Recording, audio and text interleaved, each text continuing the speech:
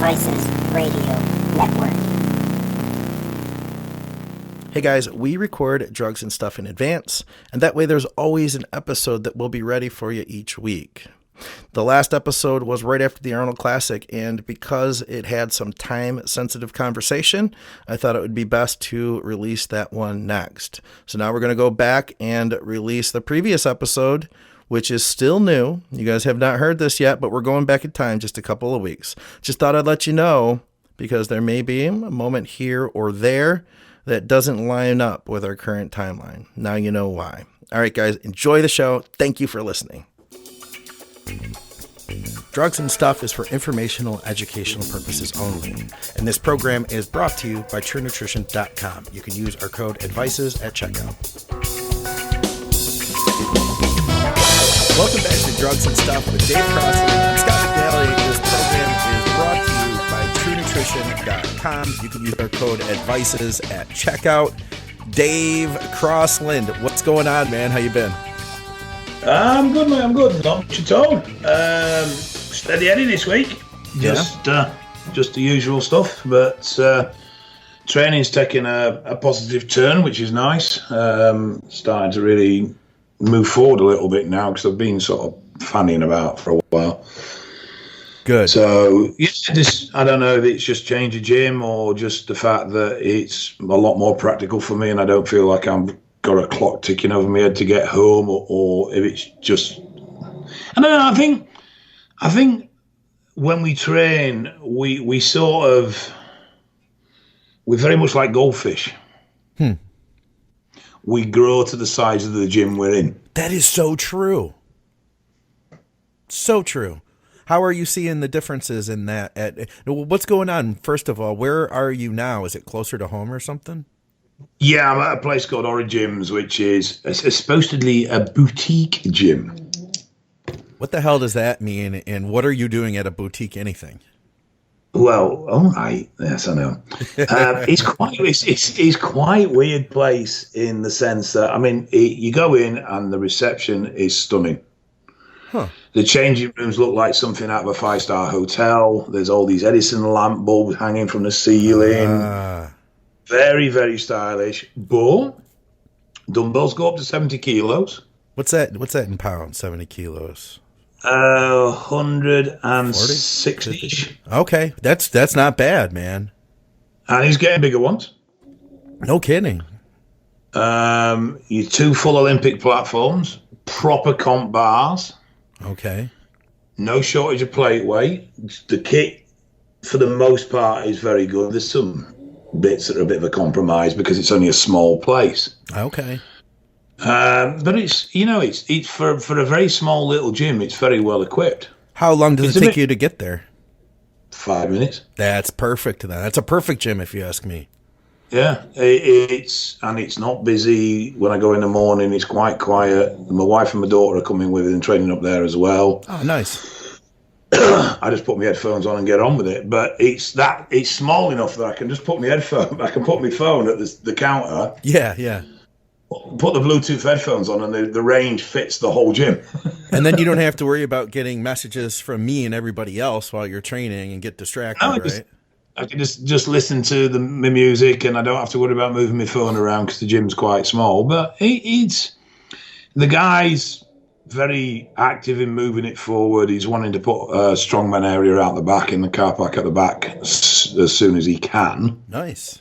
I mean, it is very, very nice looking. And like I said, the change rooms are just like being in a hotel. Yeah, when you first started explaining it before you got to the dumbbells, I was like picturing you at like this resort club with like a tennis racket under your arm and, some sort of fancy imported water or something. It's a real conflict in that sense because there's this very sort of high-end style. Yeah. But actually quite an old school approach towards the equipment and the weights. Nice. We kind of have that at one of my gyms. I go to Powerhouse World Headquarters, and they want to make it into a club type environment, 60,000 square feet, not tennis. They have a basketball court and pool and all that. But then they also have all the stuff that makes Powerhouse Gym what it is. A lot of hardcore equipment. Dumbbells could be a little bit heavier, but yeah, it has those nice amenities. Plus, the equipment you actually want to use. So I get it, man. It's not a bad thing, but it's different than how we came up, isn't it? Yeah, but it's like I very much thought, because the guy that owns it comes from a strongman background. But when I saw the layout and the sort of decor, I was thinking, right, we're going to have to be very, very careful here about how we put his dumbbells down and this, that, and the other. Yeah.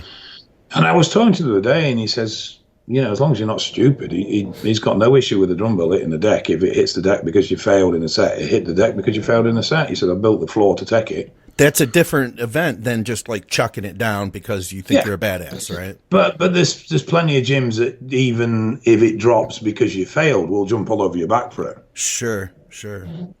I mean, a big dumbbell hitting the deck, whatever caused it to hit the deck, makes one hell of a noise, and obviously you do risk damaging the dumbbell as well. Sure. But no, he's very supportive of hard training, and I just sort of took things. I thought, what, new gym, let's just start from the scratch, start light, just start building back up into everything. Okay. And it's going well. I'm pleased. And actually, whereas training for a long while has been a little bit like I need to do it, it's a lot more I want to do it. Nice. That's a great place to be. It's where you started. Yeah. It's taken a while to get back, and for various reasons, but I'm just point blank enjoying training. I mean, I'm not, if someone watched me train, they'd be like, well, you don't train overly hard in comparison to how you used to train, which I don't. But it's building, and it's building consistently every week. So, weights are going up every week, intensity is going up every week, starting to push more and more into the failure areas every week. Still got a little bit of a pain in my elbow from the car crash, but that's improving by the week. And happy. How many units of insulin do you take pre and post, and how much growth? 10? 15? 15? More? None. What? No, I mean, no. The closest I get to insulin is a jam sandwich, I think. Plenty of a spike, huh? Yeah. Have you? Yes. No, it's good. Have you found has that affected your hunger level? Are you eating more now? Are you thinking more about your nutrition at all now that you're getting back into the weights? It's starting to come back into line a bit better, yes, because I've always been the same. If I'm focused on my training, then I find my diet very easy. If I'm not focused on my training, then I very much get a bit of, what's the point with my diet? It really does kind of like the one feeds into the other, doesn't it? So yeah, I mean, I'm not being overly sort of anal about timings and trackings. I mean, I train fasted, and then I come back, and obviously I'll have something clean, and I'm still only getting 5 meals a day. So okay. I'm not eating huge amounts for me, and I'm not eating huge amounts in those meals either. So it's about 250 grams of a meat protein source, and then somewhere between 50 to 90 grams of rice, varies. Okay. But yeah, I'm not starving, but I've got an appetite. I'm ready for the next meal. I mean, I'm just like, when we finish this, I'll go and eat, and I'm hungry now. I can feel, I'm starting to feel hungry now. Okay. Now, I've tried it before, training fasted. You don't have any issue. Do you get a good pump still with that? Do you take anything supplement-wise or anything? The supplement-wise, the only thing I'm taking is glutathione. Okay. Yeah, no, I have no issue with it as well. But you got to remember as well, Scott. I mean, I'm not really pushing big numbers, and I'm not really pushing myself anywhere near limits at the moment. We're still just, step by step, building up every week. I understand then. That's good, man. I think that's a great place to be too. I feel like, as cliche and as cheesy as the idea of your quote unquote fitness journey sounds, there is something to be said about the benefits of just having fitness in your life and improving each day, each week, It's just a nice place to be at the moment because there's no pressure. Yeah, that's a great part of it. There's no need for anything or to do anything or to be anything. So I can just put my headphones on, switch the world away, and just spend as long as I need to do what I need to do. And that's whereas before, because it was 35 minutes there, 35 minutes back. Yeah. There was, what's the time? Oh shit, I've got to get back, Yeah. But I don't need that. I mean, I can, even dragging my feet, I can still be back home, showered and ready to roll by 9 o'clock in the morning. That's a great feeling right there. So that really helps. And whereas before I would be getting up and there'd be a bit of a mental battle about whether I wanted to even bother going. Yeah.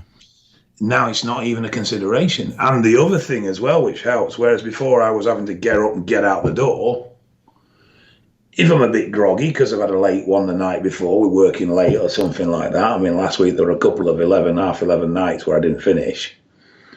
I've got time to sit and have a coffee and just put myself together before I go up.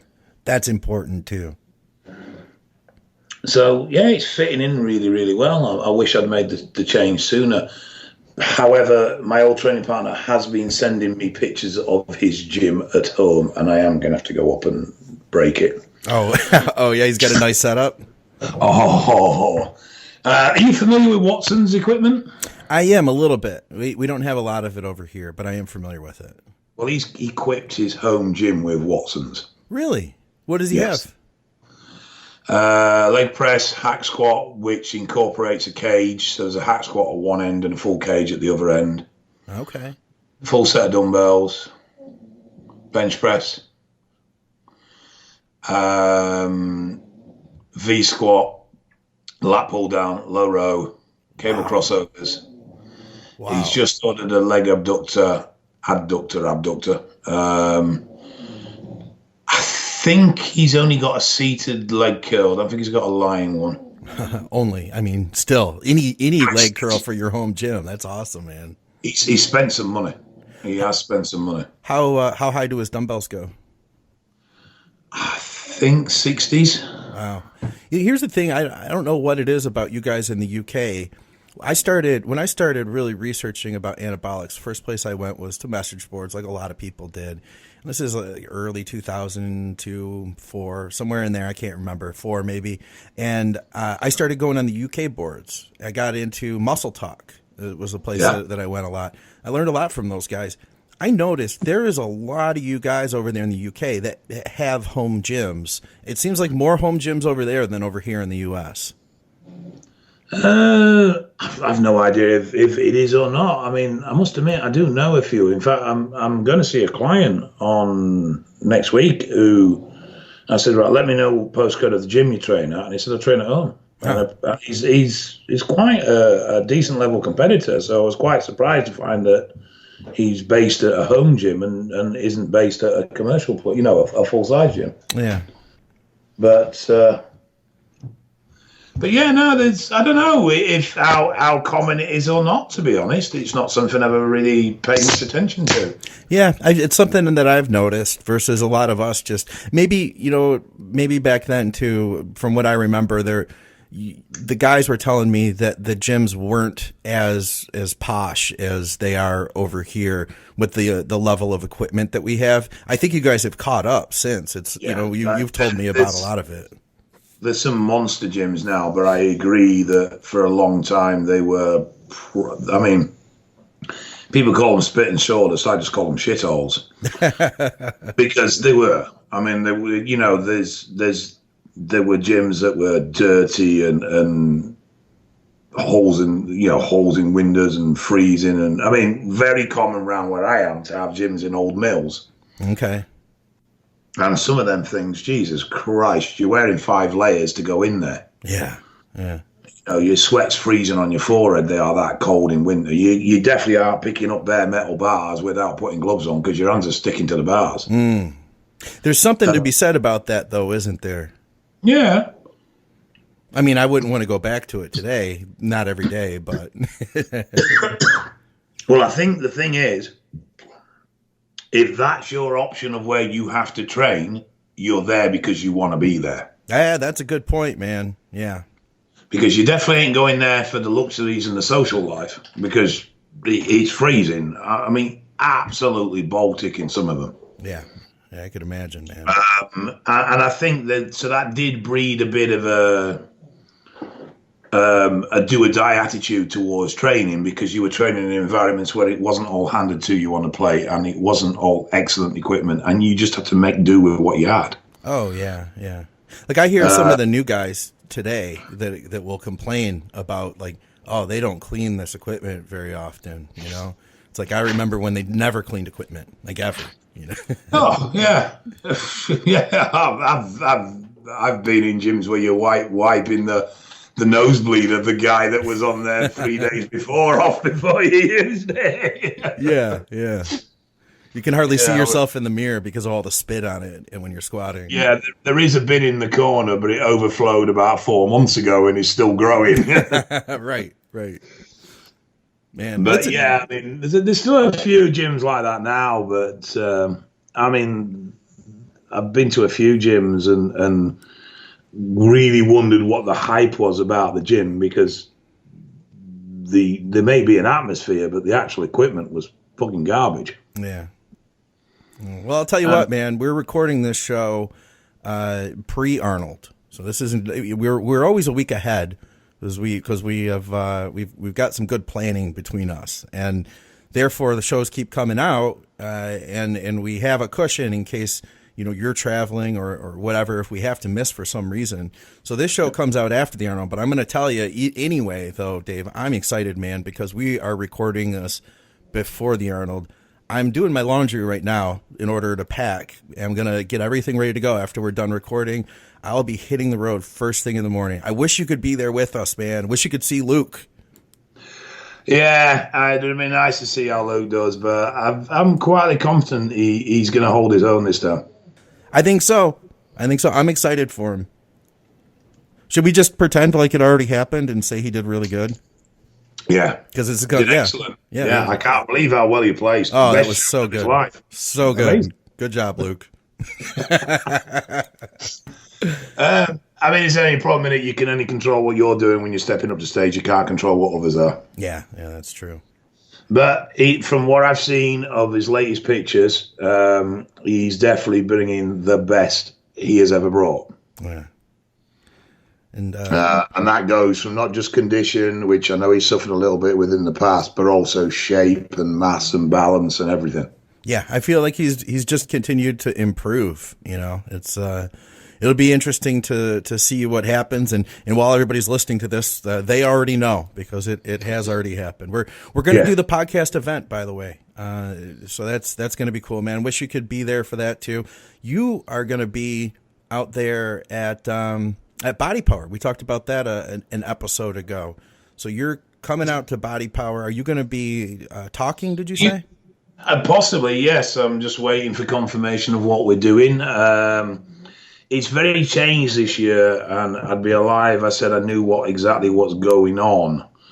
But whereas previous years have had the bodybuilding evolution area, okay, where they've had training seminars and just general chats, and that's where I spoke with Scott last year. Okay, yeah. I believe that's gone, or it's gone in that format. Okay. There still is a gym training area. There's still going to be those sort of things, but it's all done slightly differently this year, and I'm not quite sure how it all works.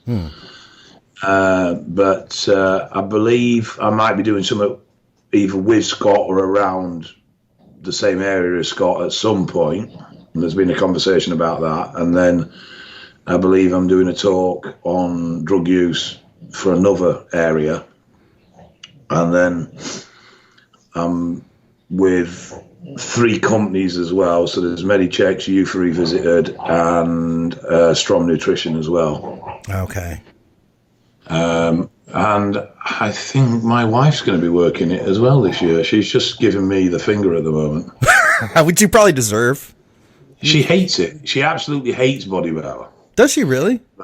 Yeah, she can't do with it, but she just finds it extremely fake, and she's not. I mean, she trains because she wants to train and keep fit, but she's not into the lifestyle or all that crap. Well, listen, too, when you're married to a guy who has been the, quote, 400-pound freak, like, all the other guys look like they don't even train anymore. You know what I mean? Like, she's going to go there, and, like, 99.9% of the guys, she's just going to be like, oh, those guys are all just fakers, you know? I don't... It's the Gymshark culture. Well, we don't really have that. Every time that's what it's been. Can she hear me right now? You really saw me as a massive bodybuilder, did you? I saw you. She said she saw me as a fat bastard. Can she hear me right now? Yeah, she's sat in the corner sniggering to herself at the moment. She's coming round so she can abuse you on the microphone. No, I'm not abusing. You think we could get Dave into like a Gymshark stringer tank top, maybe? Probably if you cut it in half and added another 2 to it, yeah. Are you coming out to? So it sounds like you're coming out to Body Power. Then what are you going to do out there with Dave? Probably sit in a corner and bitch. But you might be working one of the stands if you've done your course, haven't you? No, can't get them till March. No, right, okay. Yeah, it's not till May, love. Yeah, isn't it? Yeah. Oh, right, no. Yeah, so she would potentially be. She's doing a phlebotomy course. Oh, okay. So she may be working on either Medichecks or Youth, checking bloods for blood testing. You're kidding? They're going to do that at the show? There's talk of it. We don't know for definite. They would actually be able to do blood work on spot. That's freaking amazing. Well, they'll be able to take the samples, but the samples would then obviously be refrigerated and then sent off every evening to wherever they're going to. Sure. I don't know why nobody ever thought of that before. I think that's a hell of an idea, and it's great for just awareness of health, you know? Yeah. Well, there is definitely a bigger focus at Body Power this year on health. Okay. There's definitely a move towards that this year, which I'm pleased, and if I'm honest, somewhat surprised. Because they've never really shown, and I don't mean this in a nasty way, but they've never really shown a moral responsibility in that sense before. So I do find it quite refreshing that they are now looking at doing it this time. Oh, cool. It looks like that'll be May 10th through the 12th, by the way.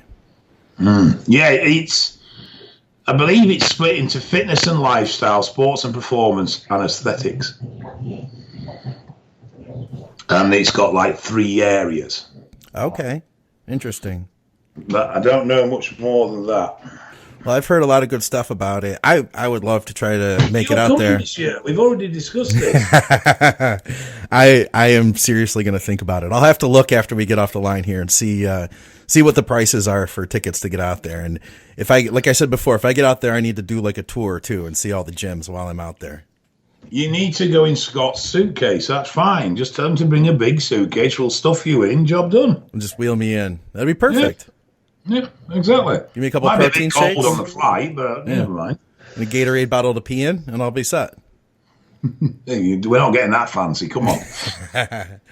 All right. Well, listen. What do you say we take a quick break and come back and knock out our questions? Yeah, no problem. All right, guys. We'll be right back in a sec. Hey guys, why are you using sports nutrition that was designed for someone else? At TrueNutrition.com, they offer the world's largest selection of quality protein powders, and they let you design your own custom blend from a variety of powders, flavors, boosts, and packaging options, like the Team Skip blend, for instance. That's over 20 billion possible combinations to create a protein powder tailored to your diet, your goals, your tastes, and your budget. TrueNutrition.com also offers the ability to create delicious custom oatmeal blends. And they're third-party tested, proving that all their supplements are ensured to have the highest level of quality and value. Don't be a sucker and pay for fancy packaging and gimmicks. Discover the source that bodybuilders trust and stop using mass-produced nutrition that wasn't designed for you. TrueNutrition.com. And use our code ADVICES at checkout to let them know that you support the shows.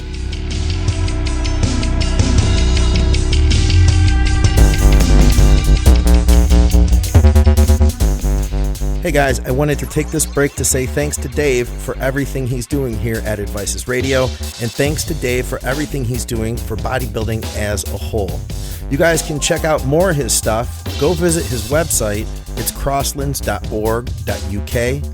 That's CROSLANDS.org.uk. Crossland's Harm Reduction Service specializes in providing concise, informative, and effective drug training to a wide range of professions, as well as advice to individual users. You guys can also check Dave out on his YouTube page, which is in the show notes, and also go to underconstructionthefilm.com to purchase the films today. Use the code ADVICES25 for a discount.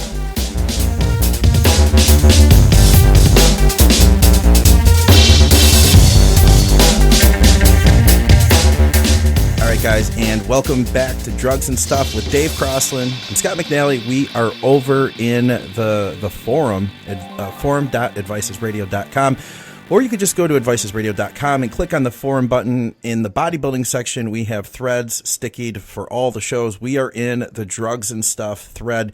We've got a couple of interesting ones here, and if we can get through these, I'll go back to see the thread we created for Luke to see if there were any general questions there that we had not answered. But to start us out, we have Coach Mike. And hang on. Before we start, just need to apologise on the Anavar and T3 question. I have got the information, but I haven't had a chance to go through it yet, so I'll make sure I've done that by the next time we do the podcast. Okay, and you're referencing, okay, so I remember this. There was a question, you had talked about this previously, that Anavar may speed the conversion of T4 to T3, correct? Yeah, have an impact on it, yes. So okay. I've pulled out some research and studies. Okay. But I haven't had a chance to go. There's 10 in total, and I haven't had a chance to go through them all yet.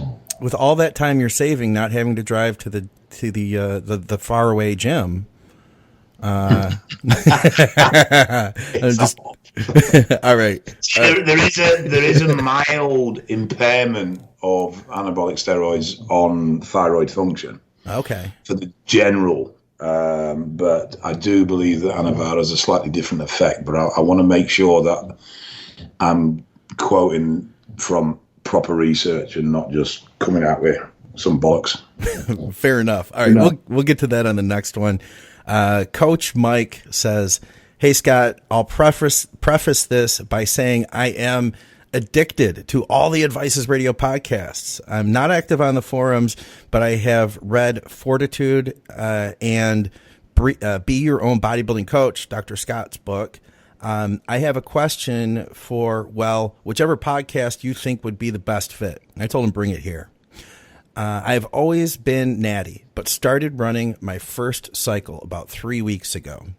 And he posted this about a week ago, so we're about 4 weeks in now. He says, "My question is about aromatase inhibitors and when I need them. I'm currently running 500 milligrams." He wrote micrograms of Test E, but I know he means milligrams, and has been using 12.5 milligrams of Aromacin twice a week.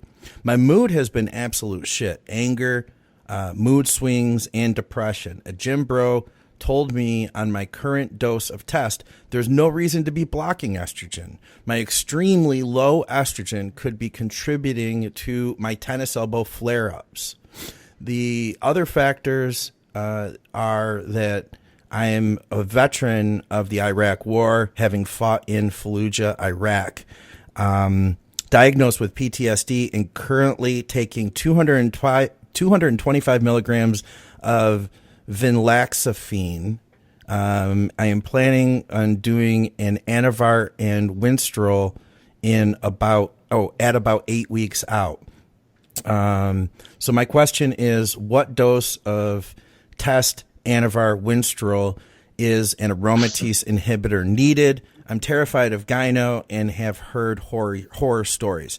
I'll also throw in, so before the show, we looked up what venlafaxine is, and it is a selective serotonin reuptake inhibitor as well as a norepinephrine reuptake inhibitor. So it's going to be an antidepressant as well as have an effect on norepinephrine. So it's going to keep those levels higher in your blood. Dave, there's a lot of stuff in here I think that we want to tackle. I see a lot of things standing up. Where do you want to start with this one? Well, I mean, the one thing that jumped out very, very early, I mean, the gym friend that said he may not need control is correct. For a lot of people, they would be quite symptom-free on 500 milligram of test a week. Okay. But what I found quite surprising was his then comment was that my severely low estrogen. He has no idea, and obviously aromatase is quite mild in action. Yeah. There's so much going on medically stroke mentally with him that he really needs, I mean, it wouldn't be somebody I would have suggested in the first place that using gear was a good idea. But he needs to just test his bloods and see where his levels are. Instead of assuming all these different factors, just have a look and see. You know, and then you'll know if you're over-suppressing your estrogen with your control. I doubt you are, but it's not beyond possibilities. Yeah. If he's feeling like shit, it's got nothing necessarily anything to do with estrogen control. It could just be the gear. Yeah, because even like you're saying with aromatase not being a super strong, overly strong compound, and he's only taking a half a tab twice a week, I wouldn't guess that his estrogen was in the garbage, right? No, I'd be surprised. It's not beyond the realms of possibility, but I would be surprised. And even if it were, let's say he was like just destroying estrogen with it, like, because I've seen guys run 25 milligrams of aromatase every day while taking a dose like that. And I'm not going to say that's what I would suggest doing, but I've seen that done. You'd be more likely to lower your estrogen too low at that point. But really, would you expect even in that case, anger, mood swings, and depression? Depression, I'd expect libido issues. Maybe there is maybe an element of irritability. I mean, the other thing is he says that his tennis elbows got worse. Yeah. If it was low estrogen, he'd be feeling joint pain everywhere. Yeah. It would just be his tennis elbow. And more likely than anything, the tennis elbow situation is because he's moving more load. Sure. Because he's on gear. That makes sense. So I would first think, test your estrogen, see where you are. Then make an informed decision based on that. Okay. I do think, though, that anyone that's got a history of depression or any sort of mental health impacts like PTSD, these sort of problems, some people, they find gear to be a godsend. It really levels them out. Others, it can really put them in the tank. Yeah. And there's not really any sort of predetermined way of going, yes, you're going to be good on gear even though you've got PTSD, or no, it's really going to finish you off. It is just to suck it and see. Yeah. He really needs to see where his estrogen is as well before he starts adding in stuff like Winstrol. If by any chance he is low on his estrogen, and then he adds in an anti-progesteronic like Winstrol, he's only going to make matters a lot worse. And if he's suffering with problems with his tennis elbow, Winstrol wouldn't be the drug I'd go for either. That's a good point. I mean, Winstrol does reduce progesterone levels. Progesterone is primary in producing anti-inflammatory for the joints. So he's only going to complex and compound the problem he's currently got. But I suspect that the tendinitis is not related to his hormones. I suspect it's related to the fact that he's possibly training with bigger weights. Test his estrogen, see where that is. And if his management is out, then obviously correct according to whatever you find. But I can't see him being in a big mess on what he's currently running. And I think it's more looking for issues that aren't actually there instead of looking for the simplest issue, which is the gear is what's caused the problem. Yeah. I could see that. Terrified of gyno. I think getting the lab work, that's going to fix that concern away, right? Is it possible to get gyno on 500 milligram of test a week? Yes. You'd have to be very unfortunate. Yeah. But there's no harm in throwing 20 milligram of Novadex in as a little bit of a safeguard until he knows where his levels are. Okay. The other alternative is a DHT cream and rub that into the nipple. Yeah. He's probably safe, I'm guessing. I mean, of course, lab work would tell, but... I would be... He's a very, very unlucky individual, and he's hypersensitive if he's getting gyno on 500 mg test. Yeah. And then when he adds the Anavar and Winstrol, I mean, those aren't necessarily, unless he had some sort of negative reaction to DHT compounds, I feel like most people were going to do fine with those as far as gyno goes. Yeah. I mean, well, they, if anything, should reduce gyno because DHT protects. Yeah. I mean, DHT topical creams is a treatment for gyno. It's one of the preventive treatments for gyno. So they will do nothing but help the situation if there is. But and like I say, I think we've possibly got a situation where somebody's over-analysing things and being overly sensitive to what they think's happening because they've got this predetermined idea that is what's going on. You know what we do it. You know what it's like. If you expect something to do something, then you will find cause and justification for that action to take place, whether it is or not. Yeah, the placebo effect, right? Yeah, very much so. But people don't really think of that in a negative format, but it can work in a negative way as well. Yeah. I heard of a study where they told these guys, I think Scott Stevenson told me about it, they told these guys that they were going to give them D-ball, and they talked about how great D-ball was for performance and, really built it up, but then they didn't give them any D-ball. They just gave them a placebo, but the guys all increased their performance. Yeah, there's been a few things like that. I've seen it done with, not so much with steroids, but I was party to an experiment with alcohol. Oh, really?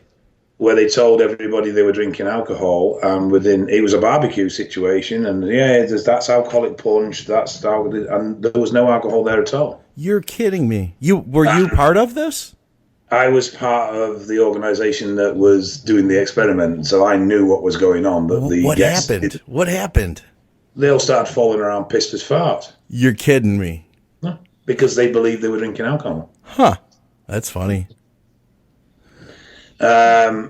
Yeah, and you can actually see it. I've seen people do it with their own kids. Okay. Where, it's Christmas or it's a special occasion, and the kids, can I have a glass of wine? And they give them alcohol-free wine and don't tell them. Okay. And then the kids start acting drunk. Yeah. Or getting giddy, or getting hyper, or getting silly. Because even from a young age, we're pre-programmed that these are the effects that these things have on us. Yeah. And as a result of that, that's what we expect to happen, so that's how our body responds. Alcohol's an interesting one because there are physical inabilities that alcohol causes, but there's also a large amount of psychological effects because that's what we expect to happen. Yeah. Yeah, it's quite interesting when you start getting into all that mad mental stuff. I don't think that we covered this question. I'm looking up through the questions here. Stop me if I did cover this one. Hey guys, love the podcast. I have placed top 2 in several local shows and qualified for nationals, physique and classic physique. I'm looking to compete in the Masters Nationals this year. I have a show I am just about to do in 4 weeks, and then after the show, I am planning on jumping onto my first cycle, hoping to add more growth for the national comp. Currently running TRT at 1 milliliter twice a week.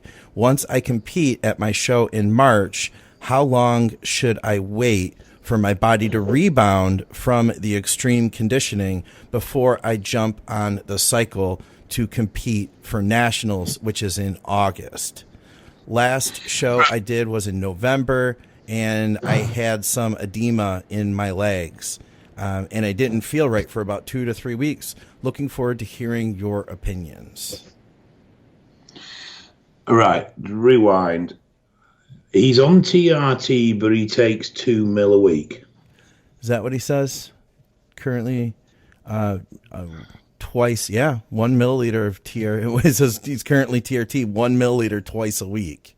So I'm going to guess that's at least 400, could be 500 milligrams a test. Yeah, so he's on cycle then. Yeah, okay. Albeit a low cycle, but he's on cycle then. Yeah. Because that ain't TRT. I've seen TRT as low as like 70 milligrams a week. Yeah, I mean, the standard would be around the 120 to 150 mark, I would have said, for most people. But some people get away with less. Some people need a little bit more. But no one runs TRT, legit TRT at 500 a week. Yeah. So he's going on his first cycle, but he's already on cycle. Yeah. So if he's running 2 mil a week, well, we're assuming he's running somewhere between 400 and 500 milligram a week. Unless he's running, unless he's running prop. I guess that's possible. Viable. But you think he would tell us that? Yeah.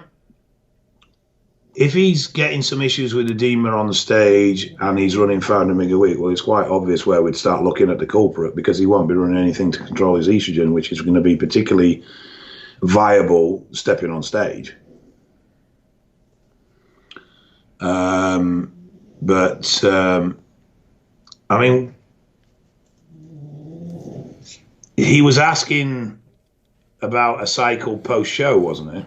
Yeah, so he's going to do this show. It's in March, and then he's planning. He says he wants to grow before his next show in August. Dave, I don't feel like that's a lot of time to grow, to rebound and grow muscle and come in looking very much different, do you? Let me think. March, August. Depends on how lean he can stay and where we're sitting in August. But do you think it's going to be, he's not going to change his physique. Like, it's not going to be dramatic because he'll have to, like, I think you make a good point. If he stays lean, okay, that's one thing. But that's also, he's going to be limited into how much he can grow, just given the time and the fact that he has to be stage ready again by August. I mean, I'm assuming he's on TRT because he has whatever his TRT is, but I'm assuming he's on because he has a requirement. So we're not looking at really having to worry about PCT. So if he competes in March, he could probably do a post-show rebound in about 3 weeks and be back up to some normal level of training and eating and not really having to be overly concerned about managing anything else after that point. Okay. That would give him an 8 to 10 week window to put some growth on, as long as he was managing his body fat quite efficiently, and then that would give him potentially an 8-week diet into a show. Yeah. So he couldn't really maximize his growth. It's not going to be an off season, but yeah.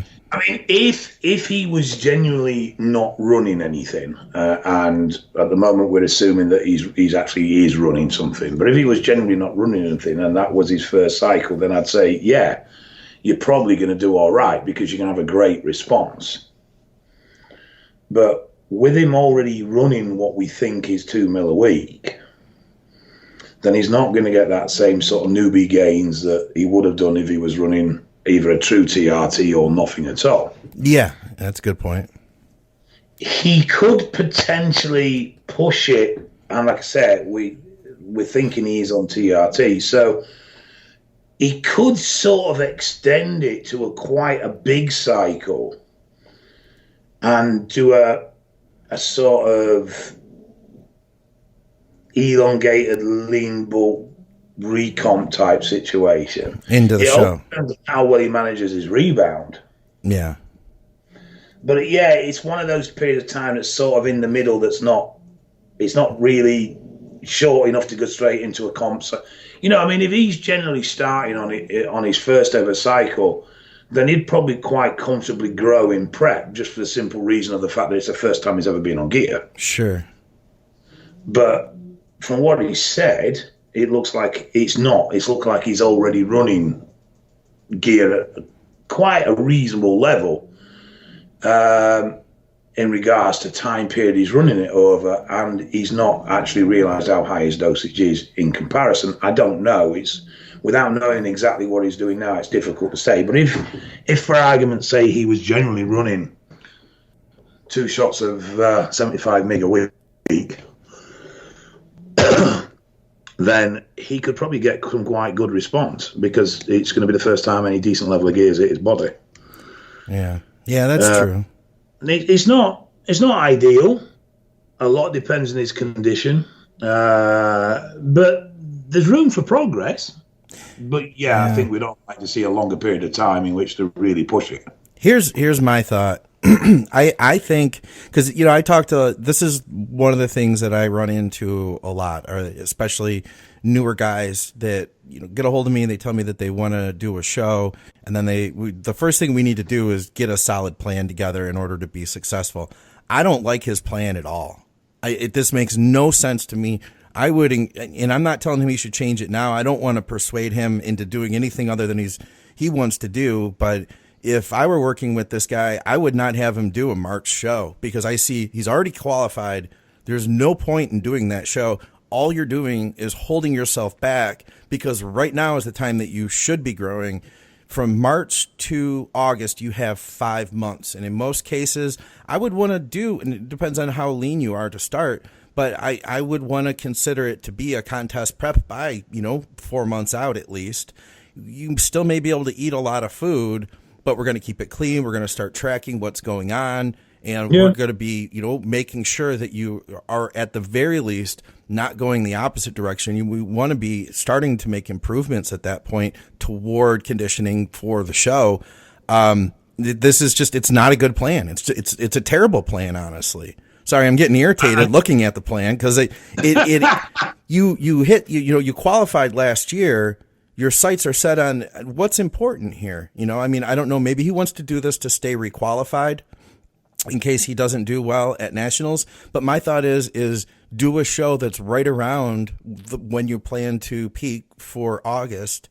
Do a state level show then, so that you can maintain your qualification if needed. But realistically, though, it's too precarious of a period of downtime. Let's figure that, Dave, like you said, maybe you're going to recover from the first contest after a month, and you'll be at a point where, now you're able to start moving weights again. Okay, well, now we have 4 months left before you need to be back on stage. I don't care how much gear you're using. 4 months is not going to be a period of time where it's not going to be worth it. You're not going to look at your physique at one show and then knock everybody out at the next one. You're not going to be much different. And it's just the reality of it. I don't care if you're using gear or not. You need more time. And that's just me as a coach, what I would tell him. I didn't actually pick up on the qualification bit, to be fair, because obviously this show is actually not necessary. Yeah, exactly. Yeah, and I didn't pick that up. I completely missed that. So when you put that into the equation, then you've got to ask, why are you doing it? Yeah. Why aren't you taking this time to now grow? And I mean, if he's been dieting for this show, he's going to be lean. Right. So use that advantage now, and you can get March, April, and May of some decent growth in, and probably still get down in time for August if you really do it right. I bet. Yeah, absolutely. Yeah. But yeah, no, if never picked up on the qualification bit. If he's pre-qualified, then yeah, you've got to ask the question, why are you doing this show in March? And if he wasn't even, then I would still want to plan a show that was going to be leading into the actual contest. If that's in August, then, maybe July, somewhere in there, find a show. And if you really were concerned, leave yourself enough room to have a couple options before the actual target show. But he doesn't even need to worry about that. He's already got his qualification. He's ready to roll. Yeah, no, I agree. I'm not sure if this is one that you know about. We've never talked about it. just watched a video about a new peptide called LL37. I was wondering if Dave has heard about this and his opinion on effectiveness for gut health. I haven't, but I'm just asking Google. Okay. So just bear with me to... We'll have some more homework for you. It's a antimicrobial peptide. Huh. Okay. Right, okay. I need to do some reading. No, I haven't heard of it, actually, at all. Interesting. But its common name is, I'm going to say this wrong. Okay. Cathelicidin. Sounds good. Yeah, it sounds close to it. Huh. Antimicrobial, I can't speak today. Yeah, peptide. The polypeptide is probably still. You're on Wikipedia, right? I just Googled it. Yeah. No, I haven't heard of it actually. I'll have to do some digging on that. I'm not sure what the benefits are from it. Yeah, and I'm also looking to see if you can buy it. Yeah, it looks like it is available. Oh, hey Dave. While I remember, I'd wanted to ask you. We were talking earlier about one of your clients. We were talking about toxicity and I believe gear. Kind of an interesting little story you had. I thought that this could be beneficial to share with the listeners. Can you tell us about what that situation was? Yeah, this is a powerlifting client of mine. That's obviously what's very, very common with powerlifting is well, I suppose it is with bodybuilding as well. Actually, is hitting multiple shows. And we'd the timing of this was all very, very awkward. Okay. And so I designed a program for him and designed all the cycle for him. And there's a period within the cycle where basically he almost drops down to a cruise for 3 weeks. And he was questioning as to why I'd done this. Yeah. And so what we'd done is we'd done a cycle of 8 weeks effectively to try and do a little bit of an off season because we were pushed for time. And this is far from an ideal situation, but it's just what we were left with. And then we had a pretty much 11 weeks post that up to the comp, and he was doing an 8-week build-up. So obviously there's a 3-week gap in the middle. And he was sort of expecting that the cycle because it wasn't a heavy cycle for the off season. We relied more on just heavy compounds, hard work, and just a decent dose in the drugs to help him along. But we were keeping particularly the androgen side of things quite low. And then as we push him towards the show, we start to bring the androgens up a bit more. And it was asking why there was this drop for 3 weeks. And one of the things that you need to look at when you're building cycles is overall toxicity of what you're doing. And wherever you've got opportunity, particularly if you're having to run multiple peaks over a period of time and there isn't time to correctly come off, then you would, if you've got an opportunity for, even if it's only for a week or 2 weeks, to drop down to a cruise dose, take it. Yeah. Because toxicity comes from dose and duration, and the longer you on, the more it builds up. Now, many of us have experienced in a cycle where we get to a point where we just start feeling shitty, and it all just starts going a bit Pete Tom. Yeah, Pete Tom. I remember that now. Yes. Everything starts to go a little bit wrong. Training efficiency starts to drop. The weights aren't going up the way they are. We feel a little bit under the weather. And basically, that's because you're toxic. So if you're having to run a cycle that's a little bit elongated or has to bridge a couple of dates where you don't have room to fit in a downtime correctly, take whatever downtime you can get and use it, because it will lower the overall total toxicity. That makes sense. The other thing is, look at your androgens. Look at your anabolic and your androgenic profiles of the drugs you're using. Because if you're running drugs that have got high androgenic factors, they're going to be highly toxic, which means you can't stay on for long. Yeah. So if you're having to run an extended cycle because the way shows fit, it might be that the qualifier that you have to do is sort of 6 weeks out from your end show, but you're doing a 14 run up to the qualifier. So you end up looking at a 20-week cycle. Yeah. Well, what you don't want to do then is be putting training 3 weeks into your cycle. You want to leave it to the last 3-4 weeks before your first show, and again the last 3 weeks before your last show. There you go. Yeah. So you keep that toxicity down. That way you're better. Your body's going to remain focused on recovery and growth, and it's not going to have to start focusing on just keeping you alive or combating the toxicity, the growing toxicity within your body. Right. I'll tell you too, man, you're on trend for a long time, and now powerlifting's different. Obviously, aesthetics aren't as important, but you take on a different look when you can get a toxic look. I've seen guys that just look drugged, and not in a good way at all. Coming into I think that generally speaking, not always, but generally speaking, you can tell if somebody's heavily reliant on trend when it comes to their growth. Yeah. Definitely. So it's just be wary of the fact that, these drugs are toxic. We all know this. That will build up. And so one of the key elements to drug cycle management is managing toxicity. Yeah. And it isn't a case of just taking antitoxins in order to try and combat that. You've got to be sensible at how you manage your drugs, when you bring your heavy androgenics in, and when you keep them out. Your baselines want to be very much more towards higher anabolic levels and low androgens, and then you bring your androgens in nearer the periods of time that you want to peak. Yeah. That will keep you healthy. That will keep you continually to progress. I would agree totally. Yeah. But it's a lot of things people don't, they think, right, I'm going for a comp, so I'm going to run test, mast and tren, and they'll start 16 weeks out on test, mast and tren. Yeah, I never do that. And then they get to 12 weeks out and they're feeling like absolute shit. Way worse than they should do at 4 weeks out from a show. Yeah.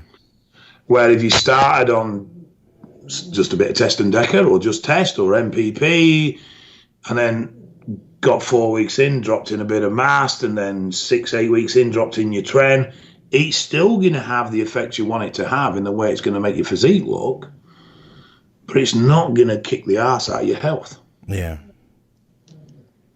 Yeah, I like that. I like that idea a lot, and that goes in line with what I was talking about that other week when I was saying, like, keeping things lower and bringing it higher at the end. That's like when I start guys out at 16 weeks or whatever. If they're going to run anything, it's just going to be test and maybe start using a fat burner or something like that. And there's no reason, like you're saying, there's no reason at the beginning of a contest prep to be using tren.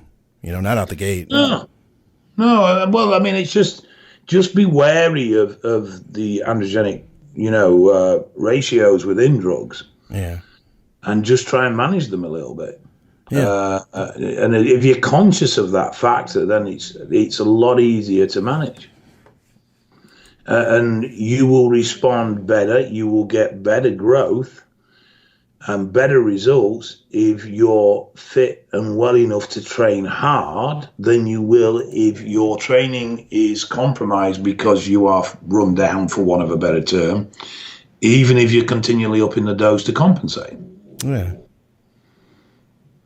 It is the most important factor of all this is the training, and the more you can do to keep that fresh and keep that progressing, the better you'll respond. Yeah, fair enough, man. I'm totally with you there. Hopefully that will help it, give some people some food for thought. We're out of questions, though, Dave. That's I'm looking around here. I think that's all we've got. So the last episode, we had suggested everybody head over to the thread. I'll post that up over at the Advices page on Facebook. Sign up for the forum, guys. forum.advicesradio.com.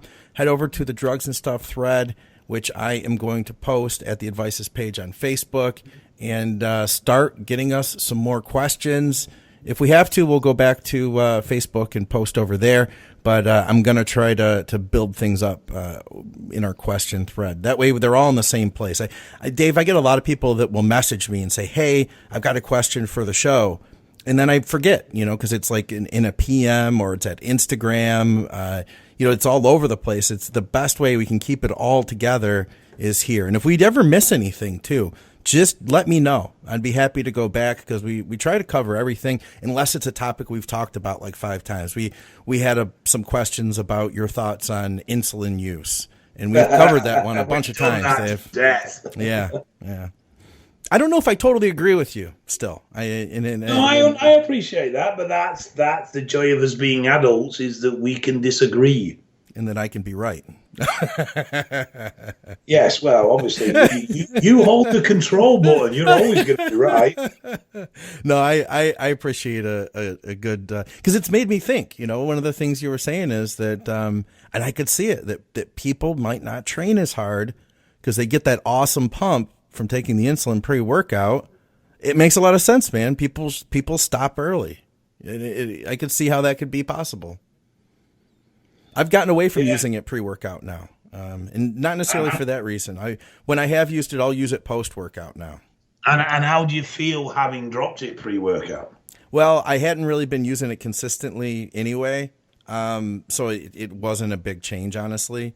But for me, it's just been that I've been training on less food, and then I eat more food after I work out. So if I've used it, it would be post-workout, just a few units. So it's not making a big difference in my life either way right now. Right. Trust me, honestly, you'll come round to the revolution, sir. Well, everybody's on the every other day growth protocol now, keeping it at a low dose. I think they're probably saving a lot of money thanks to listening to drugs and stuff. I think if people are genuinely honest, they will see no net difference. And if anything, they'll probably feel better for it. Yeah, and they'll save a lot in the process.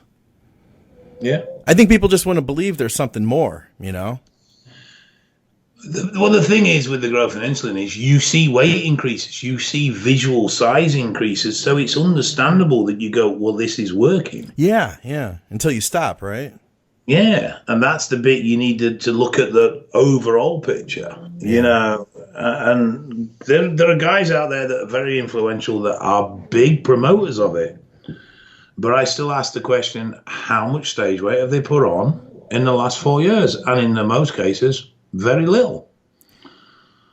So if they were really gaining these massive loads over their off season, the 20 and 30 pounds that the scales are showing, then why isn't it translating to that on stage? Here's something I have never asked you about under construction. When you hit 415, did you figure to yourself you were going to keep a lot more of that than you did? Yeah. Yeah. Okay. Yeah. I mean, I knew things had gone wayward. I wasn't stupid enough to realize. I was bright enough to realize that, but too stupid to act upon it. Okay, fair enough.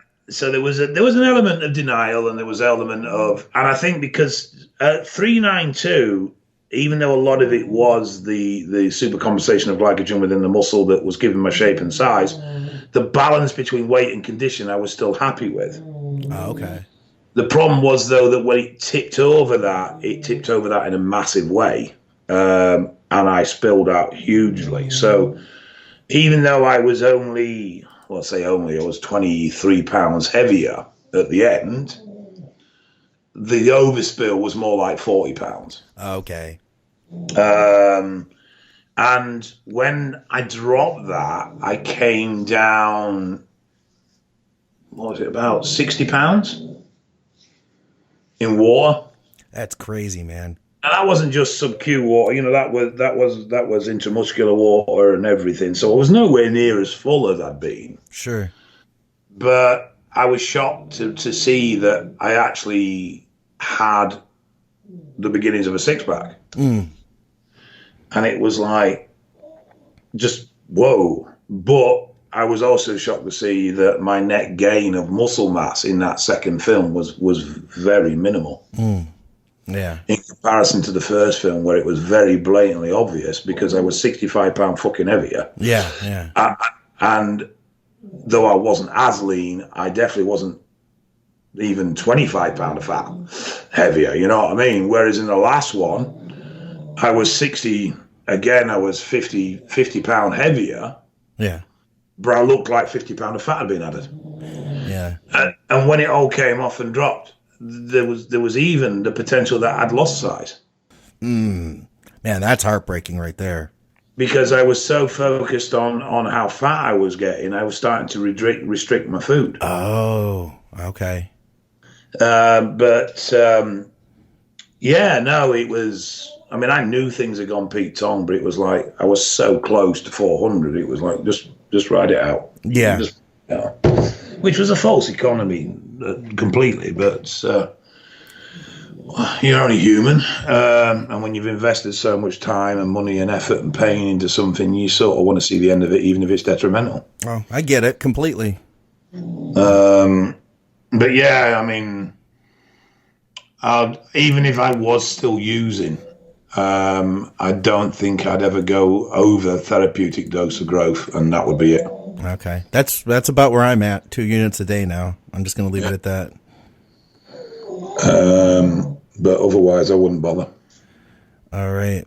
Well, listen, let's head on out, and then when we come back, we will discuss Anavar and its relationship to T4 to T3 conversion, and possibly talk about some LL37. I'll do a little digging on that one too, and see if I can find any resources. Talk to anybody who may have had some experience, Dave. Yeah, I mean, all I can see at the moment is a treatment in inflammatory skin problems like adult rosacea and stuff like that. Hey, that could be beneficial to some people, I'm sure, too. Especially I can't find much more on it. Okay, all right. Well, for another episode of Drugs and Stuff with Dave Crosland, I'm Scott McNally, and we will see you guys soon. Bye.